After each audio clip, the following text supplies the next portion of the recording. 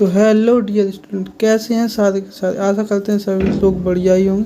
तो स्वागत है आपका अपनी यूट्यूब चैनल भौकाल एकेडमी में। तो आज का जो हमारा टॉपिक रहेगा कंक्रीट टेक्नोलॉजी किस चैप्टर नंबर 7 पे रहेगा। चैप्टर नंबर 7 हमारा जो कि स्पेशल कंक्रीट्स रहेगा। ठीक है ना। ये हमारा चैप्टर नंबर 7 होने वाला है। और जिसने भी बाकी पिछली वीडियो ना देखी हो तो उसकी प्लेलिस्ट बना रखी है मैंने, तो उसमें देख सकते हैं आप लोग। और अपनी कंप्लीट इजी वे में नोट्स भी बना सकते हैं। ठीक है ना। तो आप लोग पीछे की वीडियो देखना ना भूलें, जिससे कि आपके नोट्स प्रॉपर वे में बन सकें बढ़िया तरीके से। चलिए तो फिर करते हैं आज का टॉपिक अपना स्टार्ट। हेडिंग लगा लीजिए चैप्टर नेम स्पेशल कंक्रीट। ठीक है, चलिए इसमें फर्स्ट पॉइंट लिखिएगा इसमें। तो फिर देखिए, कंक्रीट को साधारण परिस्थितियों में यूज करना आसान है, परंतु बहुत सी ऐसी परिस्थितियां हैं जहां पर कंक्रीट को यूज करने में कुछ सावधानियां पड़ती हैं। ठीक है ना। क्या है, कंक्रीट को देखो कुछ मतलब ऐसी स्थितियां आ जाती हैं जहां उपयोग करना बहुत ही आसान होता है, और कुछ ऐसी स्थितियां आ जाती हैं कि जहां बहुत सावधानी पूर्वक भी कंक्रीट को यूज किया जाता है। ठीक है, जैसे कि देखना परिस्थितियाँ कौन कौन सी होती हैं, देख लो थोड़ा। तो फर्स्ट है कंक्रीट इन कोल्ड वेदर, मतलब कि कंक्रीट को ठंडे मौसम में प्रॉब्लम होती है। ठीक है, कंक्रीट को गर्म मौसम में भी प्रॉब्लम होगी। ठीक है, अंडर वाटर पानी वाले मौसम में भी इसको प्रॉब्लम हो सकती है। ठीक है, तो ये सब चीज़ें आपको थोड़ा समझ के चलना पड़ेगा। ठीक है, इसके लिए चलिए अब हेडिंग लगा लीजिएगा क्या आप लोग, practice while concreting in hot weather. ठीक है, चलिए हेडिंग लगाइए जल्दी से। चलिए इसमें लिखेंगे फिर अब हम लोग 40 डिग्री से अधिक टेम्परेचर पर कंक्रीट का कार्य करना बिना प्रिकॉशन के उचित नहीं है। सेकेंड पॉइंट लिखिएगा, इस प्रकार भी कंक्रीट शीघ्रता से कठोर तो हो जाती, परंतु इसकी फाइनल स्ट्रेंथ घट जाती है। ठीक है, अगला पॉइंट लिखिएगा, कंक्रीट का कार्य गर्मी के मौसम में दिन के स्थान पर रात में करना चाहिए। बिल्कुल सही बात है ये। तो ये कुछ पॉइंट हैं, इनको लिखते चलें आप लोग। ठीक है ना, साथ साथ। चलिए अगली हेडिंग लगा लीजिएगा आप लोग, प्रिकॉशंस बिफोर कंक्रीटिंग। चलिए इसमें लिखिएगा फिर आप लोग, अब कंक्रीट की क्वालिटी उत्तम रखने के लिए तापक्रम कम करना आवश्यक है। ठीक है, जो कंक्रीट को क्वालिटीदार बनाना है तो उसका टेम्परेचर थोड़ा कम करना पड़ेगा। ठीक है, आगे देखिए, इसके लिए कंक्रीटिंग के पूर्व निम्न उपाय किए जा सकते हैं। जैसे कि देखो फर्स्ट पॉइंट में लिखिए, कंक्रीट का मिक्सचर थोड़ी दो मात्रा में बनाना चाहिए, जिससे पड़े धूप में उसका टेम्परेचर बढ़ ना जाए। ठीक है, अगला लिखिए पॉइंट, एग्रीगेट के ऊपर झंडा पानी छिड़काना। झंडा नहीं, सॉरी ठंडा है ये। ठीक है, झंडा निकल गया, कोई बात नहीं, बट लिखते चलें प्रॉपर वे में आप लोग। ठीक है, अगला पॉइंट लिखिएगा अब आप लोग इसमें, मिक्सर को गर्म होने से बचाने के लिए इस पर सफ़ेद या पीला रंग कर देना चाहिए। ठीक है, मिक्सर होता है जैसे गर्म होता है ना, तो उसको बचाने के लिए गर्मी से उसको हम क्या करते हैं, सफ़ेद या पीले रंग से पेंट कर देते हैं, रंग देते हैं। ठीक है, अगला पॉइंट लिखिए, कंक्रीट के तैयार मिक्सचर को शीघ्र यूज कर लेना चाहिए। बिल्कुल सही बात, नहीं तो वो कठोर है या हार्ड हो जाएगा, तो फिर आपके किसी मतलब का नहीं रहेगा। ठीक है, अगला पॉइंट लिखिए, आइस का यूज करके कंक्रीट में या तराई में प्रयुक्त जल को ठंडा किया जा सकता है। वो तो आप ज़रूरी बात है, आपको पता ही होगा कि बर्फ़ डालोगे तो पानी ठंडा ही होता है, ऐसे ही कंक्रीट में डालोगे तो कंक्रीट भी ठंडा होगा। ठीक है, अगला लिखिए, प्रिकॉशन ड्राइंग कंक्रीटिंग। ठीक है, तो इसमें लिखिएगा अब आप लोग first point, aggregate water and cement का टेम्परेचर जितना व्यवहारिक रूप से कम हो उतना कम रखना चाहिए। 40 डिग्री पर ही कंक्रीट का कार्य करें। ठीक है, जितना एग्रीगेट एंड वाटर का सीमेंट का जो टेम्परेचर होता है, जितना कम से कम हो सके उतना कम ही रखो। और मिनिमम अगर रखना चाहते भी हैं तो 40 डिग्री 40 डिग्री सेल्सियस होता है, उससे ज़्यादा मत रखें, ठीक। कंक्रीट के लिए बता रहे हैं ये चीज़, ठीक है। अगला पॉइंट लिखिए, यदि आइस का यूज किया जा रहा हो तो वह कंक्रीटिंग के दौरान पूरा पिघल जाना चाहिए, ठीक है।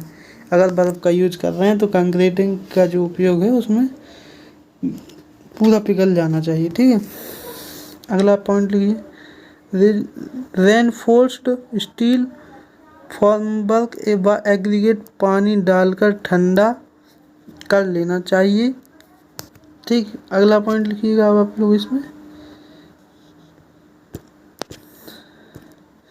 यदि अधिक संख्या में मौसम कार्य कर रहे हों या लगाए जाएं तो यह कंक्रीट जल्दी बिछाई जा सकती है और टेम्परेचर के दुष्प्रभाव से बचाई जा सकती है, ठीक है ना। चलिए हेडिंग लगाइए अब, प्रिकॉशन आफ्टर कंक्रीटिंग। क्या प्रिकॉशंस आफ्टर कंक्रीटिंग, चलिए हेडिंग लगा लें। और तो चलो फिर आगे बढ़ते हैं। फिर अधिक टेम्परेचर पर कंक्रीट तेज़ी से सूख जाती है, इसको सूखने से बचाना आवश्यक होता है, ठीक है। इसको सूखने से बचाना चाहिए, इसे सूखना नहीं चाहिए, ठीक है। अगला पॉइंट लिखिए, इसके लिए कंक्रीट को तिरपाल, गीले बोरो ETC से ढक देना चाहिए। तिरपाल तो जानते ही होंगे, टपरा वगैरह घर पे बनाते हैं आप लोग, छपरा वगैरह, तो उसमें काली ब्लैक पन्नी या पीली पन्नी ये सब डाल देते हैं अपने, उसे हम तिरपाल कहते हैं। ये बोरा तो फिर आप लोग जानते ही होंगे, ठीक है। इन्हें भिगा के डाल देना चाहिए, तो ये जो हमारे क्या बोलते हैं सूखती नहीं है, ठीक है। अगला पॉइंट लिखिए, कंक्रीट के पूर्ण सेट होते ही क्राइंग स्टार्ट कर देनी चाहिए, ठीक है। क्राइंग का मतलब क्या होता है, तराई, ठीक है, तराई। चलिए अगला पॉइंट लिखिएगा अब आप लोग, कभी कंक्रीट की सतह तो सूख जाती परंतु अंदर से कंक्रीट अभी सेट नहीं हो पाती, ऐसी परिस्थिति में तराई तभी करनी चाहिए जब पूरी कंक्रीट सेट हो जाए, ठीक है ना। अगला पॉइंट लिखिएगा अब इसमें आप, कंक्रीट की तराई पूर्ण होने पर कम से कम 10 दिन तक तेज चलने वाली शुष्क वायु से बचाना चाहिए। इसके लिए बिछाए गए बोरों इत्यादि को शीघ्र नहीं हटाना चाहिए। ये चीज़ आप लोग नोट कर लें, अच्छी चीज़ है ये, थोड़ी प्रैक्टिकली भी आपको यूज करना पड़ेगा, ठीक है। एक नोट लगा लें, इसमें लिख लें आप लोग, गर्म मौसम में कंक्रीटिंग, चलिए कोई बात नहीं, थोड़ा नॉइस का प्रॉब्लम हो रहा था। चलिए नोट में देखिए फिर क्या था, देखिए नोट में हमारा ये है कि गर्म मौसम में कंक्रीटिंग के लिए रिटार्डर्स का भी प्रयोग करते हैं, ठीक है। अगली हेडिंग लगाइएगा अब आप लोग, precautions to be taken in cold weather concreting, ठीक है। ये भी कई प्रकार की होती हैं, इसमें फर्स्ट होता है प्रिकॉशंस बिफोर कंक्रीटिंग। क्या प्रिकॉशंस बिफोर कंक्रीटिंग, तो ये हेडिंग लगा लें। आगे इसमें पॉइंट में लिखें, 45 डिग्री C से नीचे टेम्परेचर पर बिना सावधानी के कंक्रीटिंग नहीं करनी चाहिए, ठीक, फर्स्ट पॉइंट में। सेकंड पॉइंट में लिखिए, कंक्रीटिंग के कंपोनेंट्स का भंडारण खुले में ज़मीन पर ना करके तख्तों के ऊपर करना चाहिए तथा तिरपाल से ढक देना चाहिए, ठीक। ये चीज़ समझ में आई। अगला पॉइंट लिखिएगा अब आप लोग, एग्रीगेट एंड वाटर को गर्म करने में उपयोग करना चाहिए जिससे तैयार कंक्रीट का टेम्परेचर 10 से 20% के मध्य बना रहे, ठीक है। अगला पॉइंट लिखिएगा अब आप लोग, कंक्रीट के लिए बनाए गए फॉर्म वर्क को ऊष्मारोधी बना लेना चाहिए। अगला पॉइंट लिखिए, कंक्रीट में गर्म जल को सीधे कंक्रीट में नहीं मिलाना चाहिए, पहले मिलावे में वाटर मिलाकर फिर सीमेंट में मिलाना चाहिए, ठीक है। तो ये हमारे कुछ पॉइंट कवर हो चुके हैं, अब आगे देखेंगे अपन लोग। तो इसमें बी नंबर हेडिंग लगा के लिखिएगा preparation during concreting.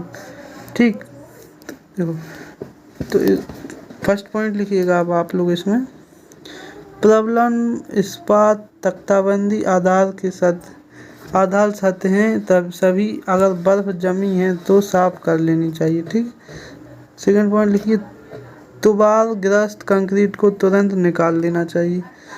Third point लिखिए, पुरानी कठोर कंक्रीट पर गर्म कंक्रीट नहीं डालनी चाहिए क्योंकि इनमें बॉन्ड नहीं बनता है, अतः पुरानी सतह को गर्म पानी डालकर फिर नई कंक्रीट डाल जानी चाहिए। ठीक है, अगला पॉइंट लिखिएगा अब आप लोग इसमें, सीमेंट के कठोरीकरण की दर बढ़ाने के लिए कैल्शियम क्लोराइड का जो 1/2% तक मिलाया जाता है। ठीक है, थर्ड पॉइंट लिखिए, ठंडे मौसम में उच्च एल्यूमिना सीमेंट का प्रयोग किसी भी श्रेयस्कर रहता है। यदि हाई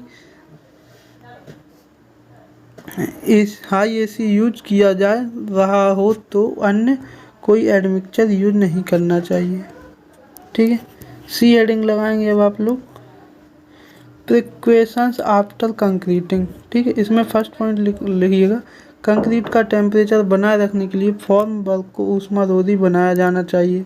अगला पॉइंट लिखिए, कंक्रीट को हार्ड होने तक तिरपाल टाट से ढक कर रखना चाहिए। ठीक है, अगला पॉइंट लिखिए आप लोग, नॉर्मल टेम्परेचर की कंक्रीट के मुकाबले ठंडे मौसम में कंक्रीट हेतु फॉर्म वर्क अधिक समय तक बनाए रखनी चाहिए। ठीक है, सही बात है। अगला पॉइंट लिखिएगा अब आप लोग, कठोरीकृत कंक्रीट को अचानक लो टेम्परेचर से बचाना चाहिए क्योंकि टेम्परेचर स्ट्रेस उत्पन्न हो जाएगी जिसके कारण कंक्रीट में दरारें उत्पन्न हो सकती हैं।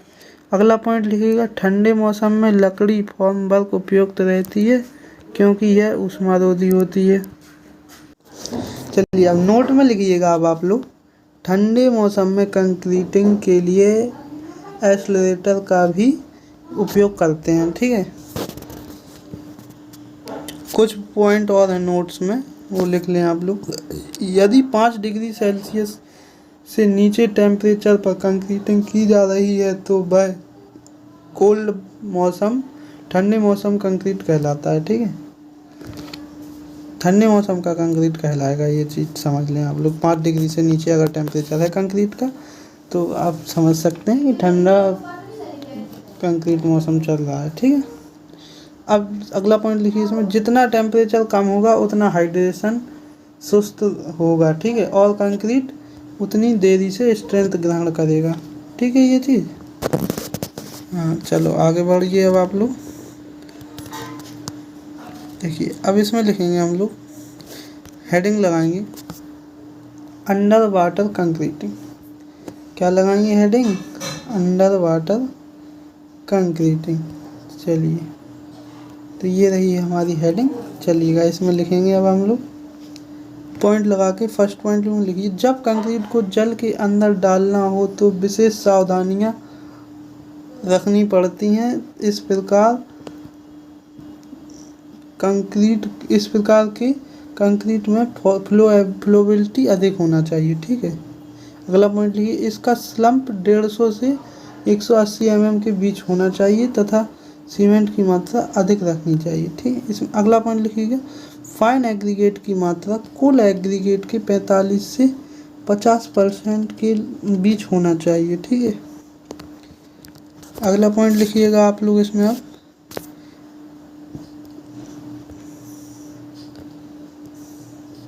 अगला पॉइंट क्या है हमारा, एग्रीगेट में फाइन कणों की मात्रा अधिक रखनी चाहिए। ठीक है, जो हमारे फाइन एग्रीगेट वाले कण होते हैं वो उनकी मात्रा ज़्यादा होनी चाहिए।